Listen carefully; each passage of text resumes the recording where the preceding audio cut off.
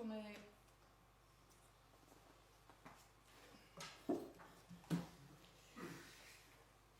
góðir sveitarstjórnarfulltrúar og aðrir fundagestir og starfsmenn.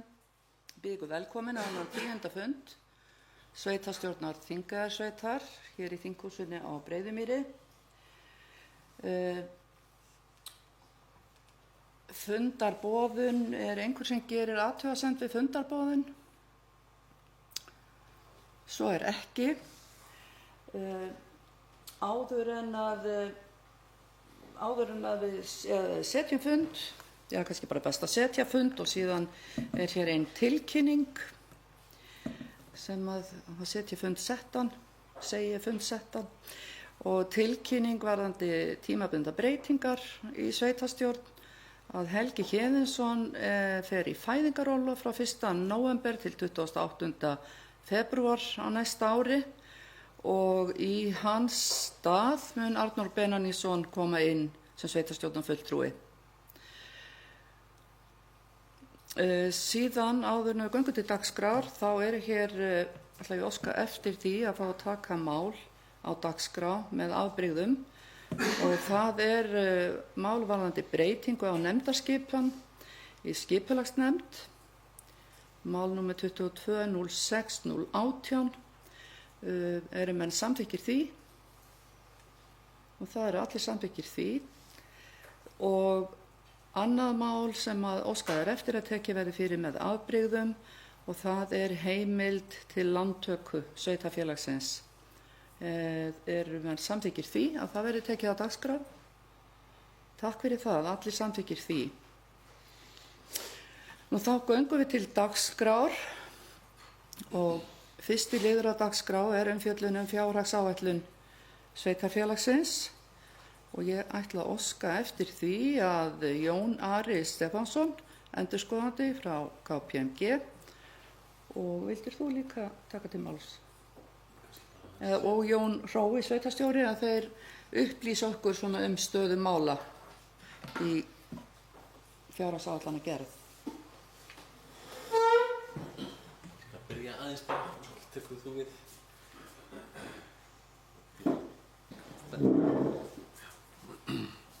Já, komiði sæl. Ég ætla bara svona rétt að segja ykkur frá því hvar við erum stödd í fjárhagsáætlanaferlinu núna. Við höfum, eins og ég áður hefur komið fram hér á fundum, verið í svolítið brasi með kerfin okkar og að ná góðu yfirliti yfir rétta stöðu. Við erum ennþá aðeins að glíma við einhverja drauga sem að stafa af sameiningu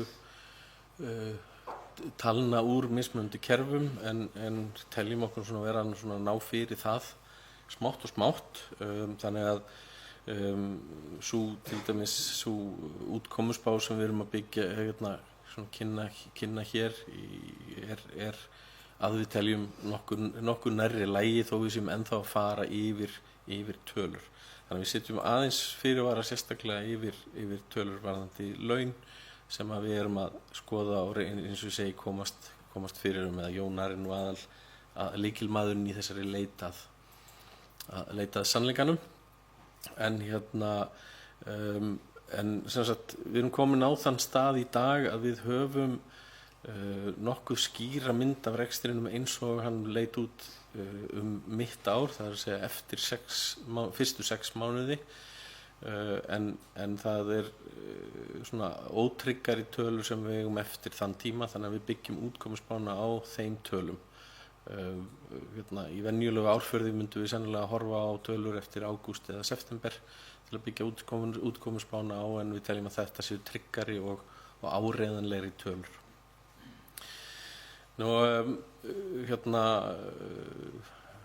Fjárhagsáætlunin náttúrulega ber þess svolítið merki að við erum að draga verulega úr fjárfestingum sem að voru áætlaðar. Við stöndum frammi fyrir óhagstæðara vaxtaumhverfi núna, þannig að við erum svona aðeins á bremsunni með það og það hluti af því að hluti ástæðunar fyrir því að við komum nokkuð svona þetta vel út í útkomuspánni eins og verður farið yfir á eftir að við erum aðeins að draga úr og halda okkur höndum á framkvæmdasviðinu.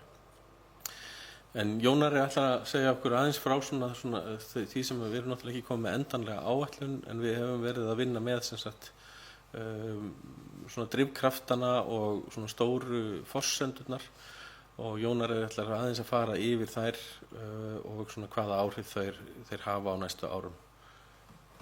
Gjörðu svo vel. Takk fyrir og komið sæl. Nú eins og Jón Hrói kom inn á, þá búið að vinna útkomuspá fyrir árið 2022 og hún svona byggir í grófum dráttum á fjárhagsáætlunum Skútustaðahrepps og Þingeyjarsveitar eldri, og svo búið að svona leiðrétta fyrir ýmsa liði, svona þessa helstu liði sem að skipta máli í rekstri sveitarfélagsins. Nú til dæmis að svona fyrir það fyrsta þá til dæmis útsvarstekjur, þær líta út fyrir að verða talsvert hærri heldur en áætlanir gerðu ráð fyrir, þannig að það bætir stöðuna þó nokkuð, en hins vegar á móti eru framlög jöfnunarsjóðs, þau eru lægri heldur en var gert ráð fyrir, og þetta kannski fyrst og fremst snýst þetta tímasetning og greiðslum á framlögum vegna sameiningar. Nú og síðan svona aðrir þættir sem að koma inn í útkomuspána, að það náttúrulega að verðbólga mun hærri heldur en var gert ráð fyrir, sem hefur áhrif á verðbætur, langtíma lána og langtíma krafna sem eru verðtryggðar, og þær að hækka töluvert verðbætur sem að fara í gegnum rekstrarhringinn hjá sveitarfélaginu. En eftir sem áður að þá rekstrarniðurstaðan, svona áætluð rekstrarniðurstaða á árinu 2022 samkvæmt útkomuspánni, þá hún jákvæð. Nú og síðan eru kannski, ef að við segjum aðeins nú síðan voru fjárfestingarnar, þær einmitt búið að fara svolítið yfir, og þær munu verða talsvert lægri á þessu ári heldur en var áætlað, og það á stórum hluta vegna frestunar á framkvæmdum sem munu færast og mögulega yfir á næsta ári og jafnvel síðar. Þannig að fjárhagsstaða sveitarfélagsins sjálfu sér bara ágæt. Nú og síðan líka aðeins verið að vinna að fjárhagsáætlun fyrir árið 2023 og síðar, og þar verið að vinna með svona ýmsa forsendur, og allt frá breytingu á íbúafjölda sveitarfélagsins og breytingu á svona hagstærðum, og svona miðað við fyrstu drög þá verið að kannski að nota svolítið bara forsendur sem að komu frá Sambandi íslenskra sveitarfélaga í lok ágúst eða seinni partinn í ágúst, og það svona verið að setja þær inn í líkan sem heldur utanum áætlunina, og þannig að það svona í vinnslu. Það svona eins og að segja, það spurning, við erum kannski ekki að fara djúpt ofan í allar forsendunar hér, en þetta allavega í vinnslu, og síðan á eftir að taka ákvarðanir fjárfestingar og lántökur og svona kannski ýmis sérverkefni, hvernig þau munu þróast á næstu árum, hvort að sé viðbætur eða vera að draga úr starfsemi á einhverjum stöðum. Nú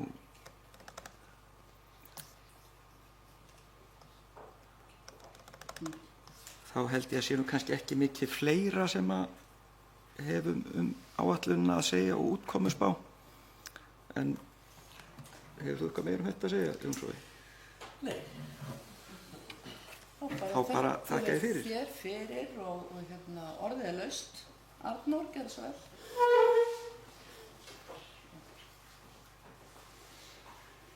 Já, oddviti. Búin að vera í þessum bransa í 25 ár, svona það bil, og þegar endurskoðandi segir að staðan sé ágæt, þá hljópar það í mínum eyrum þannig hún sé mjög góð. Og við göngum til verka út frá þeirri stemmingu. Og mér finnst ástæða til þess hér á þessum tímapunkti að segja frá því að við höfum undanfarna daga átt fundi til undirbúnings fjárhagsáætlunargerðar. Við höfum átt mjög góðar og hreinskiptnar umræður sem að ég tel að muni skila okkur miklum árangri til framtíðar horft.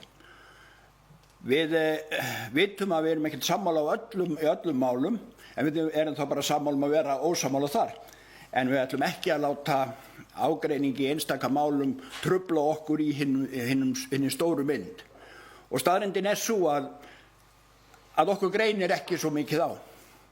Þannig að ég lít þannig á gerð fjárhagsáætlunar núna að hún sé fjárhagsáætlun sem gerð til sóknar og við höfum enga ástæðu til þess að ætla annað.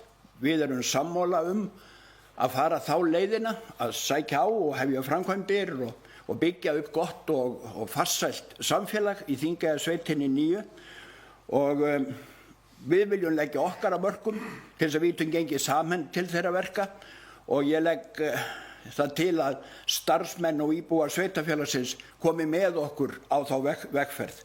Göngum nú samhent til sóknar. Takk.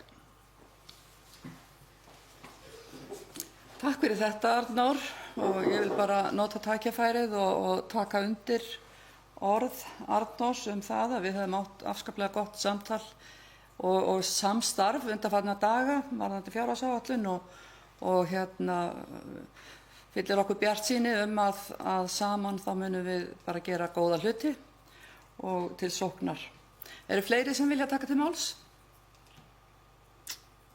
Svo ekki. Þá sem sagt bókun þessa liðar í rauninni lögð fram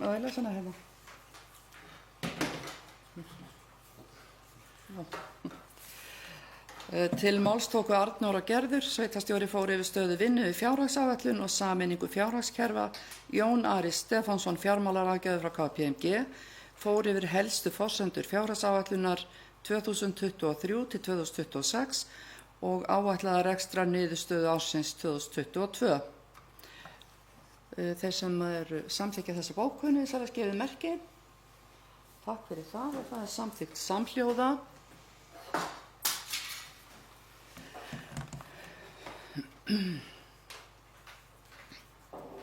Annar liður á dagskrá starfsmannamál eða ráðning í tímabundna stöðu. Sveitarstjóri hefur óskað eftir heimild sveitarstjórnar til að ráða Magnús Má Þorvaldsson, forstöðumann íþróttamiðstöðvarinnar á Laugum, í stöðu aðstoðarmanns sveitarstjóra til áramóta til að mæta manneklu á skrifstofu sveitarfélagsins sem stafar af auknum verkefnum í kjölfar sameiningar og veikindaorlofi tveggja lykilstarfsmanna sem ella myndi sinna þeim verkefnum. Gert ráð fyrir að ráðinn verði starfsmaður í tímabundna afleysingu í stöðu forstöðumanns íþróttamiðstöðvarinnar á meðan og kostnaður við ráðninguna áætlaður 2,2 milljónir og verður fjármagnaður með sameiningaframlögum. Til viðbótar þessum lið og tengist þessum lið önnur ráðning á skrifstofu sveitarfélagsins. Ertu með textan þar?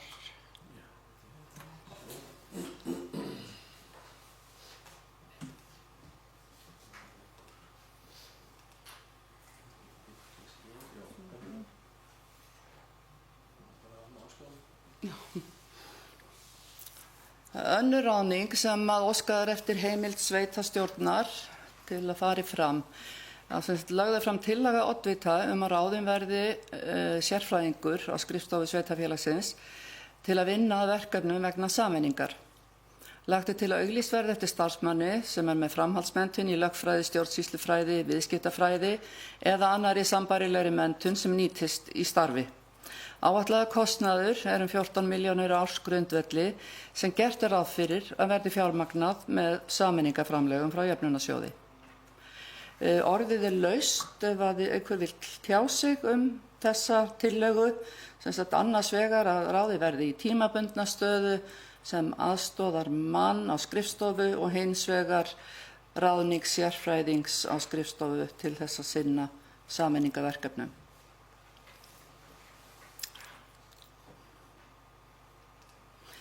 Engin tjá. Jón Rói, gerðu svo vel.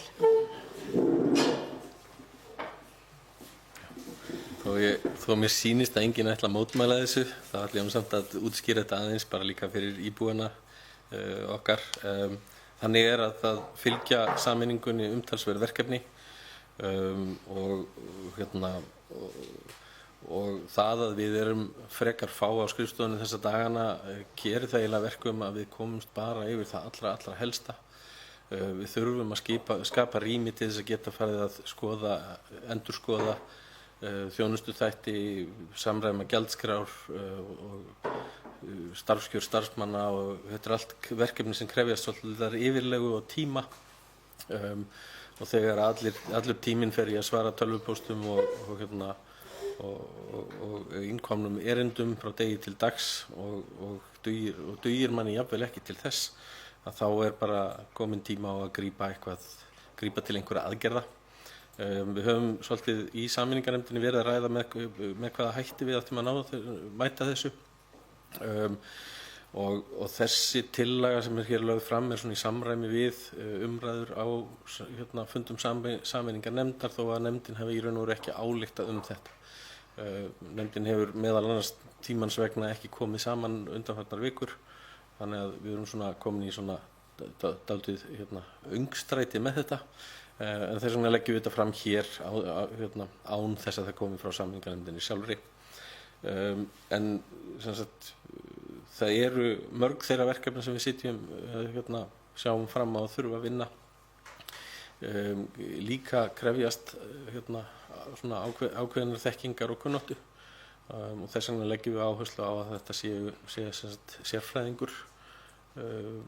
Það eru auðvitað ýmis sérfræði þekking sem getur komið að notum og þessi fög sem eru þarna tiltekin alveg klárlega en svo getur náttúrulega verið að einhverju sem við ekki þekkjum til geti sækja og við endum með einhverja aðra menntun. Þess vegna höldum við svo aðeins opið og byggjum með aðra menntun sem nýtist í starfi. Þannig að við höfum líka valkostir. En þetta er til að mæta mjög brýnni þörf á skrifstofunni til þess að við getum bara haldið stjórnsýslunni gangandi og komist yfir það þau sem við þurfum að komast yfir. Takk fyrir það. Orðið er laust. Knútur, gjörðu svo vel.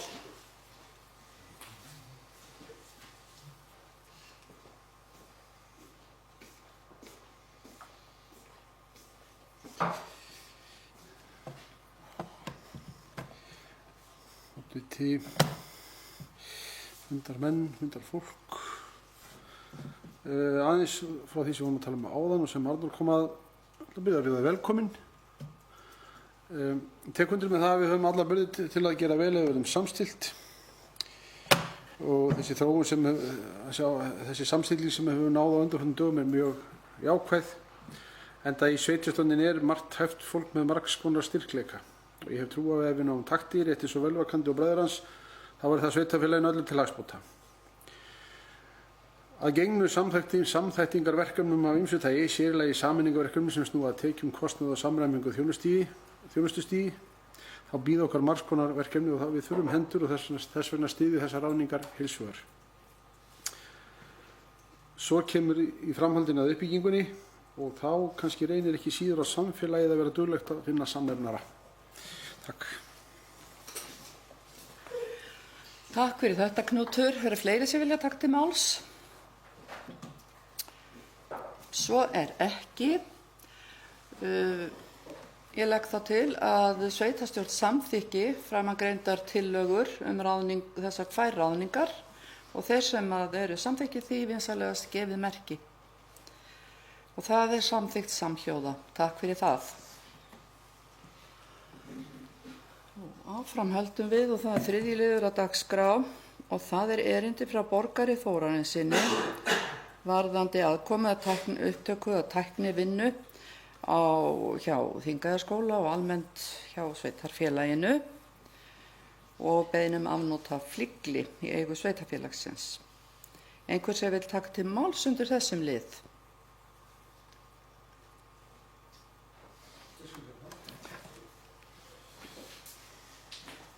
Knútur, gjörðu svo vel.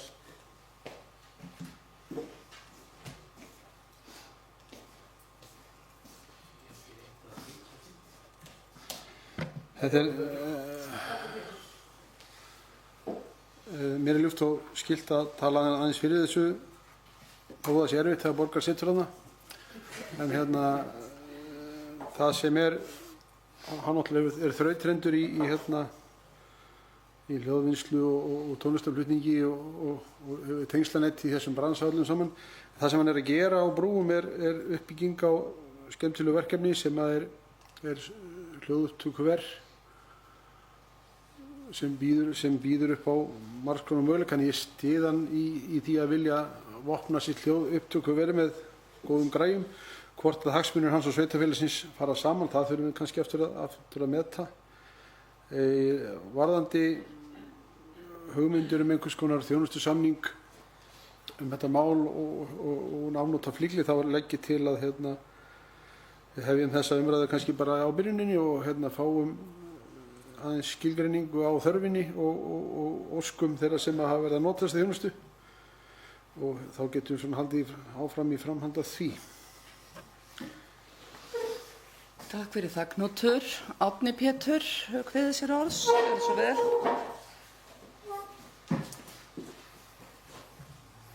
Já, takk fyrir, oddviti, góðir fundarmenn. Ég get kannski talað aðeins bara út frá því að vera þiggjandi þjónustunnar þar sem ég starfaði innan Þingeyjarskóla og hann hefur komið að borgar með sína sérfræði þekkingu þar við það að streyma hátíðum. Þetta byrjaði nú í COVID svolítið hjá okkur og þetta hann hefur reynst ómetanlegur þar. Þannig að mín skoðun á þessu máli er það að þetta er við að passa upp á hagsmuni sveitarfélagsins og ég held að þetta geti alveg farið saman þarna. Það er bara að finna einhvern grundvöll sem að réttmætur er. Takk fyrir. Nú, takk fyrir það. Eru fleiri sem að vilja taka til máls? Og svo er ekki. Þá legg ég til að sveitarstjórn feli sveitarstjóra í samráði við skólastjóra Þingeyjarskóla að kanna samningsgrundvöll varðandi þessa vinnu og einmitt eins og Knútur sagði, greini þörfina og þeir leitist við að ná þarna svona, já, samningsgrundvelli. Þeir sem geta samþykkt það er allir sammála því. Takk fyrir það.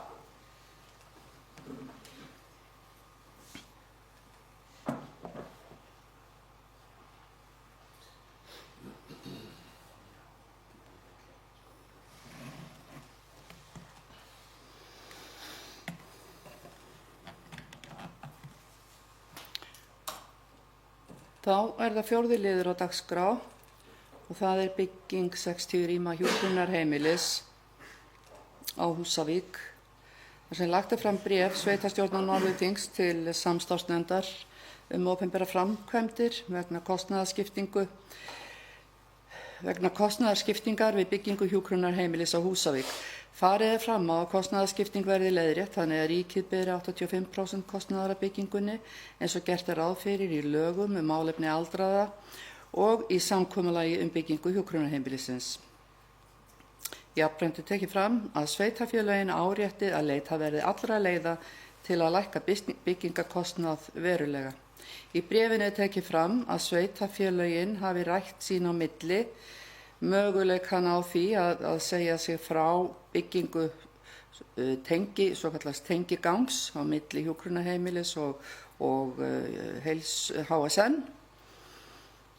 og til þess að láta þá ríkinu eftir að meta hvort að tengibyggingin verði byggð eða ekki. Þetta er lagt hér fram. Er einhver sem vill tjá sig málið?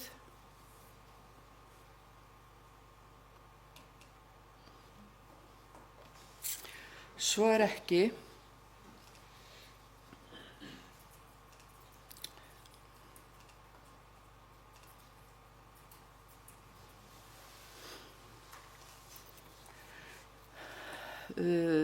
Tillaga bókun sveitarstjórn Þingeyjarsveitar áréttar mikilvægi þess að hjúkrunarheimili verði byggt en tekur undir þau sjónarmið sem framkoma í bréfi Norðurþings varðandi heildarkostnað og kostnaðarskiptingu og endurskoðun á því.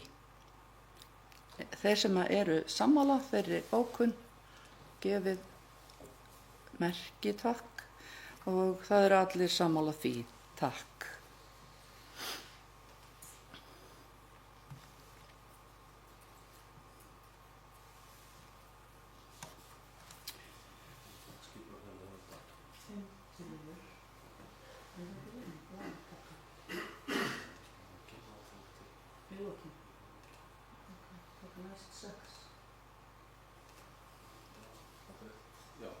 Nei, 7. Nei, 8. Er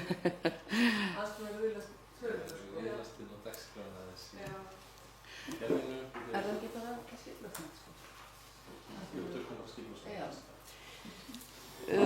næsti liður á dagskrá er fundargerð skipulagsnefndar sem er lögð hér fram til kynningar. Má ég biðja Knút sem er nefndarmaður í skipulagsnefnd að gera grein fyrir fundargerðinni.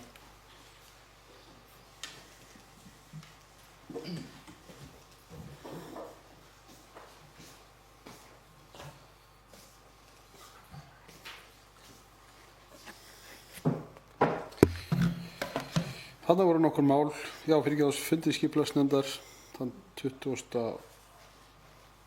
október síðastliðinn. Voru tekin fyrir nokkur mál í deiliskipulag Fjósatungu og það sem að skipulagsnefnd fól skipulagsfulltrúa að leita samráðs við nágranna og kynna tillögu að deiliskipulagi og erum hagsmunaaðilum í samræmi við lagabókstafinn. Á Syðrafjalli 2 var tekin fyrir umsókn framkvæmdaleyfi til skógræktar. Ósköp hefðbundið atriði en kannski afgreiðslan á þann hátt að sökum vensla þá var byggingarfulltrúa falið að sjá um málið en ekki skipulagsfulltrúa. Við veittum umsögn um frumvarp til laga um breytingu á skipulagslögum. Þar kom erindi frá innviðaráðherra um breytingu á skipulagslögum er varðað tilurð raflínunefnda sem yrðu samráðsvettvangur sveitarfélaga þar sem raflínur eru víðfeðm mannvirki og koma til afgreiðslu víða. Þessi nefnd eins og henni stillt upp yrði hún uppbyggð af fulltrúa sveitarfélaga og fulltrúa skipulagsstofnunar. Þetta er hálfgert milliskipulagsstig sem er hugsað til einföldunar og afgreiðslu á raflínuskipulagi. Umræður urðu valdaframsal í skipulagsmálum og kostnaðarútdeilingu við afgreiðslur og skipulagsfulltrúa falið að vinna umsögn í samræmi við þær umræður. Og svo kemur þarna umsögn byggingarheimild og svo kemur umsögn heildarendurskoðun aðalskipulagi Skaftárhrepps sem er mjög athyglivert en landamerki Skaftárhrepps og Þingasveitar mætast upp á jökli milli Bárðarbungu og Grímsvatna. Og svo fór skipulagsfulltrúi yfir önnur mál. Takk fyrir.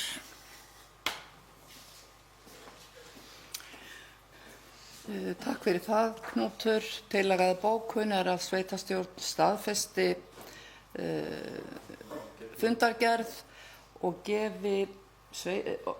feli sveitarstjóra heimild til þess að gefa út framkvæmdaleyfi til skógræktar vegna vanhæfis skipulagsfulltrúa. Og þetta er dagskrárliður hjá þeim númer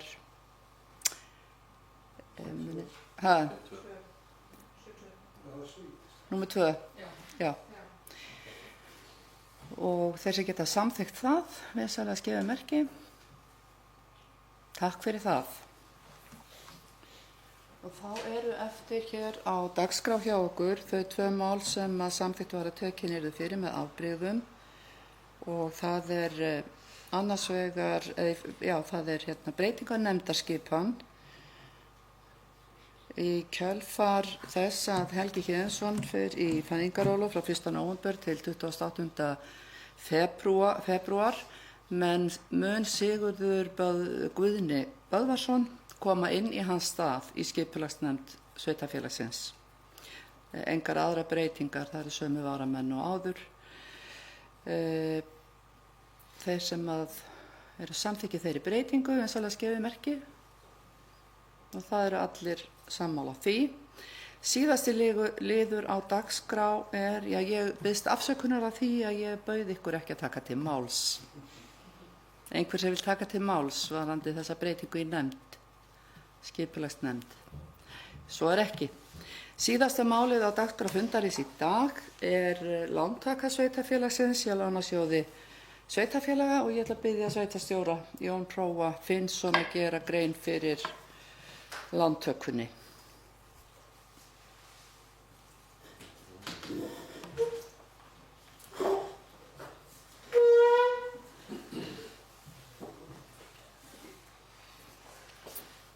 Já, eins og kom fram í áðan í umfjölluninni fjárhagsáætlunargerð þá hefur aðeins verið dregið úr fjárfestingu sveitarfélagsins á þessu ári en það útlit fyrir að flestar þær framkvæmdir sem við erum að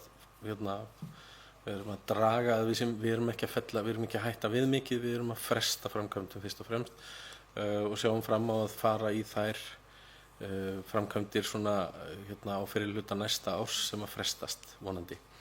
Þannig að við sjáum fram á að lántökuþörfin á fyrir framkvæmdir þessa árs, þar að segja það sem þegar lokið eða hafið og verður unnið á þessu ári sé 200 milljónir en 100 milljónir svona á fyrri hluta næsta árs sem að við gerum þá ráð fyrir að væri æskilegt að taka lánið fyrir nú þegar ef að þess kostur. Þannig að við erum að tala þá og það kemur meðal annars að því að við metum það sem svo að það ákveðin hætta á að kjör á lánum fari versnandi þannig að það sé þá ekki óhagstætt að taka lánið fyrr en síðar.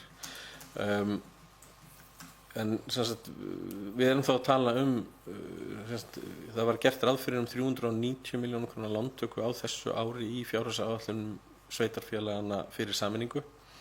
Þannig að við erum að tala umtalsvert minni þörf fyrir þetta ár en þetta nær til svona sömu framkvæmda svolítið en við komin þá niður í 300 milljónir eða 90 milljónum lægra heldur en við gerðum ráð fyrir. Inn í það spila líka að við fáum getum nýtt einhvern hluta skuldajöfnunarframlaga til þess að koma í veg fyrir lántöku. Það er að segja við þurfum þá í staðinn fyrir að greiða upp lán sem eru þá tiltölulega hagstæð meðan við núverandi lánakjör að þá tækjum við skuldajöfnunarframlögin í það að fresta eða hætta eða koma í veg fyrir að við þurfum að taka lán fyrir þessum hlutum.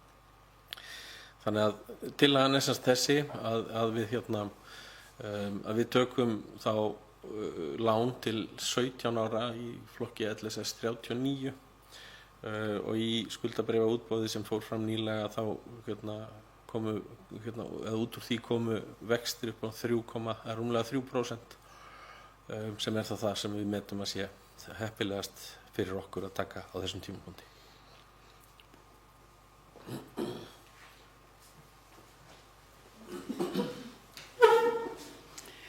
Takk fyrir þetta. Einhver sem vil taka til máls? Nú, ef ekki, að þá legg ég til að sveitarstjórn samþykki og veiti sveitarstjóra heimild til þess að ganga frá 300 milljón króna lántöku hjá Lánasjóði sveitarfélaga með veði í tekjum sveitarfélagsins. Þeir sem eru samþykkið því vinsamlega skefið merki.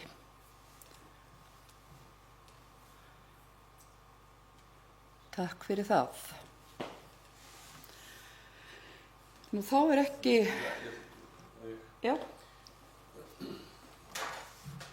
Jón Hrói gerði svo vel.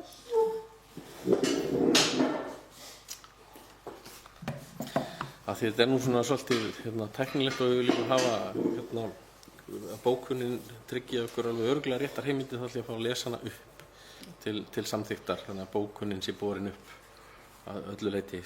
Sveitarstjórn Þingeyjarsveitar samþykkir að taka lán hjá Lánasjóði sveitarfélaga að fjárhæð 300 milljónir króna til 17 ára. Til tryggingar láninu standa tekjur sveitarfélagsins samanber heimild í 2. málsgrein 68. grein sveitarstjórnarlaga nr. 138/2011. Lánið tekið til að fjármagna framkvæmdir á vegum sveitarfélagsins samanber 3. grein laga stofnun opinbers hlutafélags Lánasjóð sveitarfélaga nr. 150/2006.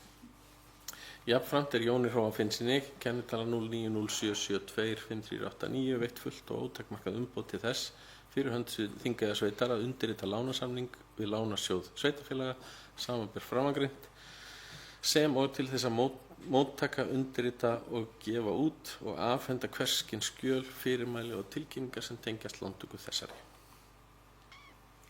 Svo mörg voru þau orð.